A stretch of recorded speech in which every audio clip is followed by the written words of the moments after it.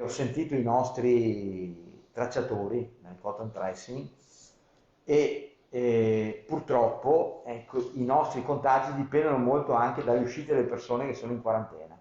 Purtroppo abbiamo avuto segnalazioni di persone che in quarantena vanno in giro ancora per il nostro territorio o da chi addirittura non si rende reperibili perché dà un numero di telefono errato. Ecco, queste L'ira del cose. direttore generale dell'ULSS 2 caratterizza questo inizio di 2021 nella Marca perché, nonostante il mini lockdown, nel Trevigiano si sono registrati tanti positivi, oltre 500 al giorno.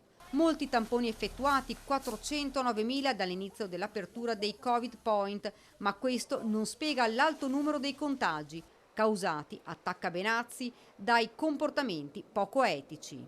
Allora io veramente chiedo a tutti, per cortesia, dal punto di vista etico, dal punto di vista umano nei confronti degli altri, se siete in quarantena restate a casa. Perché così si mette a rischio l'intera popolazione. I pranzi di Natale evidentemente non ci hanno aiutato, perché stiamo ricevendo tanti positivi addirittura in più rispetto a prima. Quindi qualcosa evidentemente nel meccanismo del rispetto delle regole non ha funzionato. Chiederò anche a Sua Eccellenza il Prefetto, che poi si farà tramite alle forze dell'ordine, di aumentare i controlli, perché effettivamente non abbiamo avuto dei segnali positivi in questo periodo, chiamiamolo così, di mini lockdown. Il dato che fa respirare è il numero dei guariti dalla positività 34.495, ma il rapporto tra il numero dei tamponi ed il numero dei positivi è superiore alla media nazionale. La Marca è nella fase 5, quella di allerta.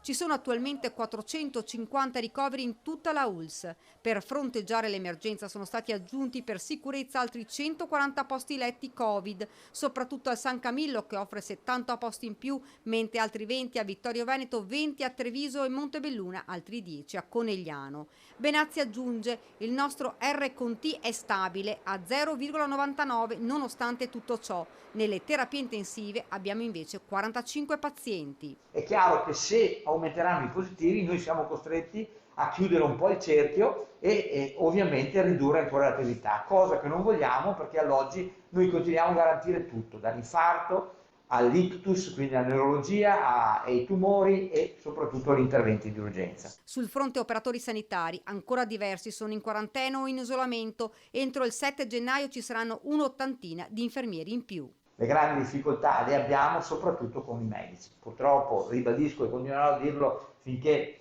non mi stanco, abbiamo il problema che non troviamo gli specialisti.